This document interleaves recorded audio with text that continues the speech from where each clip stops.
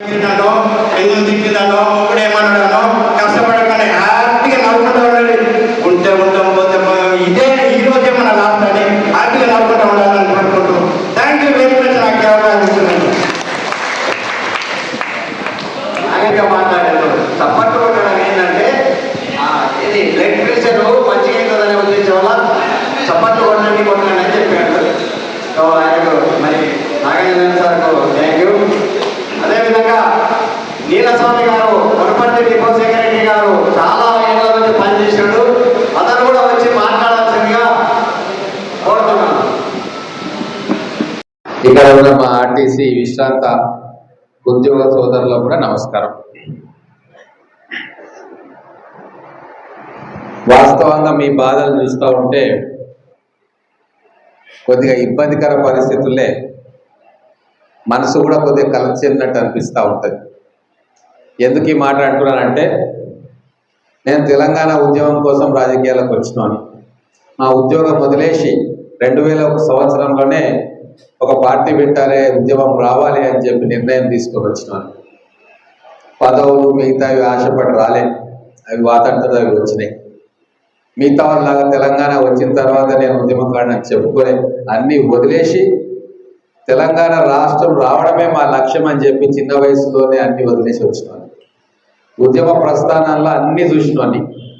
ఎవరు ఏం కాంట్రిబ్యూషన్ చేసిండ్రు, ఎవరి కాంట్రిబ్యూషన్ తోటి తెలంగాణ ఉద్యమం అనేది ఇంకా బలంగా సమాజంలో పాతుకుపోయింది, ఎవరి కాంట్రిబ్యూషన్స్ తోటి తెలంగాణ ఖచ్చితంగా ఇవ్వాల్సిందనే నిర్ణయం ఢిల్లీ పెద్దలు గ్రహించిండ్రు, పార్టీలు గ్రహించినాయి.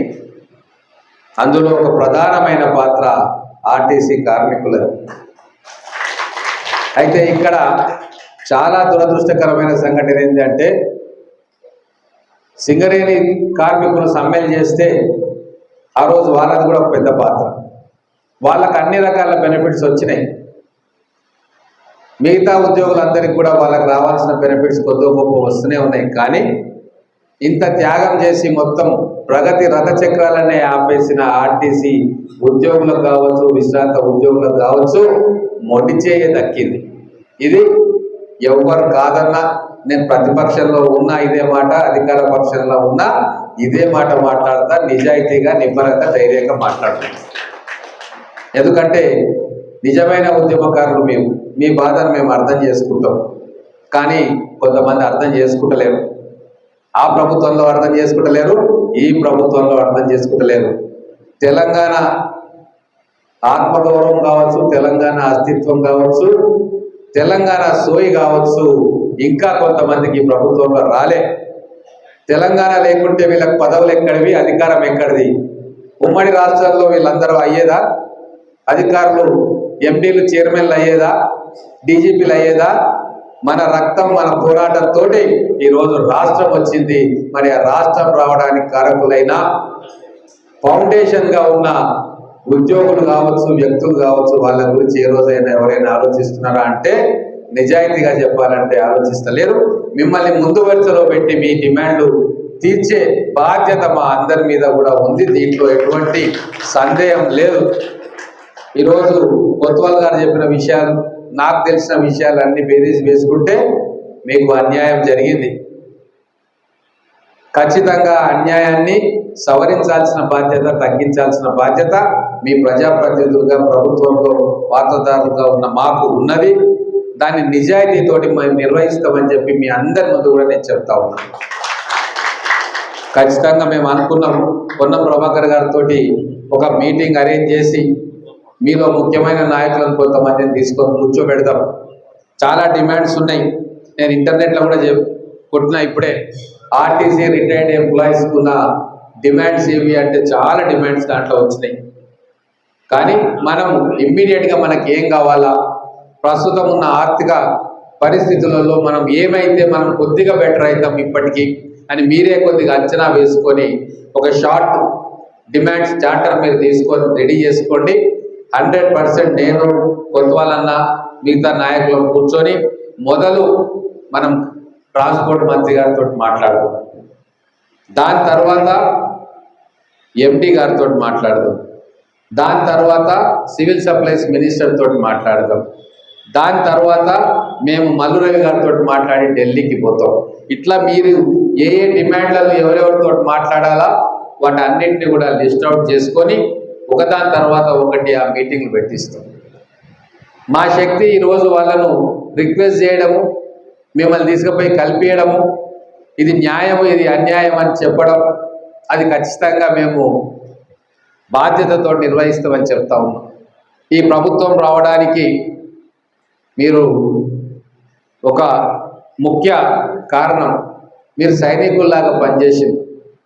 మొత్తం కూడా మూకుమ్మడిగా మీరు మీ కుటుంబాలు మీకు తెలిసిన వ్యక్తులందరూ కూడా పోయిన ప్రభుత్వం దించేయాలి, కాంగ్రెస్ ప్రభుత్వాన్ని ఎక్కియాలి అని చెప్పి మీరు పనిచేసిండ్రు, హృదయంతో పనిచేసిండ్రు. ఆ విషయం మా అందరికీ తెలుసు. అందుకే ఎక్కువ మాట్లాడి ఎక్కువ ఇది చేయడానికి ఏం లేదు. మీ బాధలు అర్థం చేసుకుంటున్నా. తోటి తెలంగాణ ఉద్యమకారుడిగా మీరు చేసిన కంట్రిబ్యూషన్ గుర్తుకు తెచ్చుకుంటున్నాం. మా శాయశక్తుల ఈ అధికారుల ఫ్రేమ్వర్క్లో, ఈ సిస్టమ్ ఫ్రేమ్వర్క్లో మీకు ఏ న్యాయం చేయగలుగుతామో ఖచ్చితంగా దానికోసం కొట్లాడతాము, నిలబడతాము, అందరినీ కూడా ఒప్పించే కార్యక్రమం చేస్తాం. ఇది నిజాయితీగా చెప్తున్న మాట, ఏదో మీటింగ్ కోసం చెప్తున్న మాట కాదు. ఈ బాధలు కష్టాలు ఉద్యమ సమయంలో చూసినాం. మళ్ళీ గత ప్రభుత్వం అధికారంలో ఉన్నప్పుడు కూడా మీరు సుదీర్ఘమైన సమ్మె చేస్తే అప్పటి ముఖ్యమంత్రులు, మంత్రులు, ఎమ్మెల్యేలు మీ మీద ఒక కక్షపూరితమైన భావనతో వ్యవహరించిన తీరు కూడా మా కళ్ళెదుటే అవన్నీ కూడా ఉన్నాయి. కాబట్టి మీ సమస్యల పట్ల సానుకూలత ఉంది. ఆ సమస్యలను ఖచ్చితంగా పరిష్కరించాలి అనే కోరిక మా మనసుల్లో కూడా ఉంది. రాబోయే రోజుల్లో ఒక కార్యాచరణ చేసుకుంటాం. నేను మిగతా వాళ్ళతో కూడా మాట్లాడతాం. 2 సంఘాలు ఉన్నాయని తెలిసింది, వాళ్ళలో కూడా ముఖ్యులను పిలిచి మాట్లాడతాం. మీ సమస్యలు ఏమున్నాయి అర్థం చేసుకొని అందరినీ రిప్రజెంట్ చేస్తూ గౌరవ మంత్రివర్యుల దగ్గర మొదలు కూర్చుంటాం. ఆ తర్వాత మనం కార్యాచరణ చేసుకుందాం. ఈ మీటింగ్ పెట్టుకొని నన్ను ఆహ్వానించినందుకు మీ అందరికీ కూడా మనస్ఫూర్తిగా నమస్కారాలు తెలియజేసుకుంటూ ముగిస్తా ఉన్నాను. జై తెలంగాణ. నేను మొన్న అంటే మీ అందరికి కూడా ఒక ఆలోచన, మన ప్రైవేట్ టీచర్స్ మీటింగ్ పెట్టారు టీచర్స్ డే సందర్భంగా.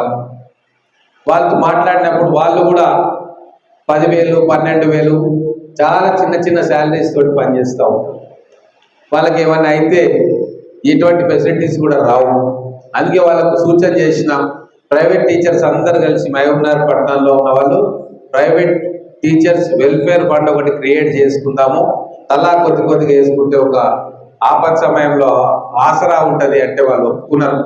మీరందరూ కూడా అటువంటిది సామూహికంగా ఏమైనా అందరం కలిసి చేసుకునే కార్యక్రమం ఏదన్నా ఉంటే ఖచ్చితంగా మా వంతు సహాయ సహకారాలు కూడా మేము మీకు అందజేస్తాం.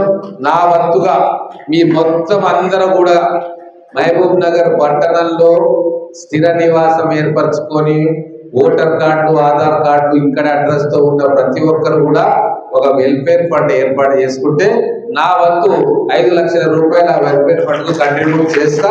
మీరందరూ కూడా ప్రతికి కొద్దిగా కంట్రిబ్యూట్ చేసుకుంటే ఏదైనా పెద్ద ఆపద మన మిత్రులకు, సోదరులకు వస్తే వాళ్ళకు ఆసరగా ఉంటుందని చెప్పి ఒక సూచన చేస్తా ఉన్నా. మీరు కార్యాచరణతో రండి, మీతో పాటు నడుస్తాం. Thank you.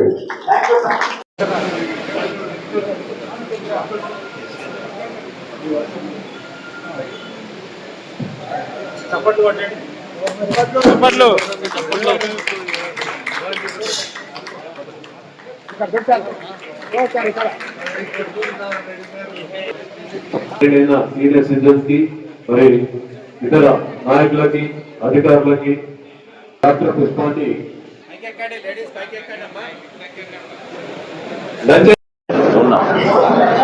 RTC retired employees వాళ్ళ కార్యక్రమానికి ఈరోజు రావడం జరిగింది. నిజంగా వాళ్ళు చాలా దీనమైన అవస్థలో ఉన్నారు. ఖచ్చితంగా ప్రభుత్వాలు వాళ్ళ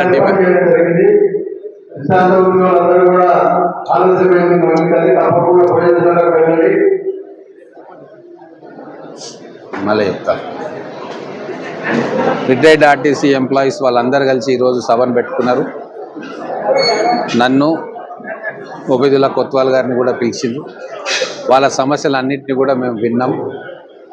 చాలా సంవత్సరాలుగా వాళ్ళ సమస్యలను పరిష్కరించే అవకాశం ఉన్నా కూడా పరిష్కరింపబడలేదు. కొన్ని కుటుంబాలు చాలా దీనమైన స్థితిలో ఉన్నాయి. 500-1000 రూపాయల పెన్షన్ తోటే ఆ కుటుంబాలు కాలం వెలబుచ్చుతూ ఉన్నాయి. వాళ్ళకు రేషన్ కార్డులు లేవు, పెన్షన్స్ రావట్లేదు, చాలా రకాలుగా వాళ్ళు ఇబ్బంది పడుతూ ఉన్నారు. ఖచ్చితంగా మాకు గవర్నమెంట్ దృష్టికి ఇవి తీసుకొస్తాం. మంత్రి గారితో కూడా వారి అపాయింట్మెంట్ తీసుకొని మాట్లాడి మా ఆర్టీసీ కార్మికుల సమస్యలను వారి దృష్టికి తీసుకుపోయి ఏదో రకంగా వాటిలో కొన్నిటినైనా పరిష్కారం చేసే దిశగా మేమందరం కూడా కలిసికట్టుగా ప్రయత్నం చేస్తామని ఈ సందర్భంగా తెలియజేస్తూ, తెలంగాణ ఉద్యమంలో ఆర్టీసీ కార్మికుల పాత్ర బలమైనది. ఆ రోజు ఆంధ్రప్రదేశ్లో ప్రగతి రథచక్రాలు ఆపిండు, ఒక్క బస్సు కూడా బయటికి పోలే, మొత్తం తెలంగాణ వ్యాప్తంగా బంద్ పెట్టిండు. దాని ప్రభావం తెలంగాణ ఉద్యమం మీద చాలా పడ్డది. అంటే నిస్వార్థంగా ప్రజల కోసం పనిచేసిన ఆర్టీసీ కార్మికులను ఖచ్చితంగా సానుకూల దృక్పథంతో ఆలోచన చేసి ఆ కుటుంబాలను ఆదుకోవాల్సిన బాధ్యత మా ప్రభుత్వం మీద, మా మీద ఉంటుంది. ఆ బాధ్యతను నెరవేర్చే దిశగా మేము కానీ, మా నాయకులు కానీ, ఇక్కడ గౌరవాధ్యక్షులుగా ఉన్న ఒబేదుల్లా కొత్వాల్ గారు, మిగతా నాయకులు కావచ్చు, మేము నిజాయితీతోటి ఈ సమస్యల పరిష్కారానికి కృషి చేస్తాం.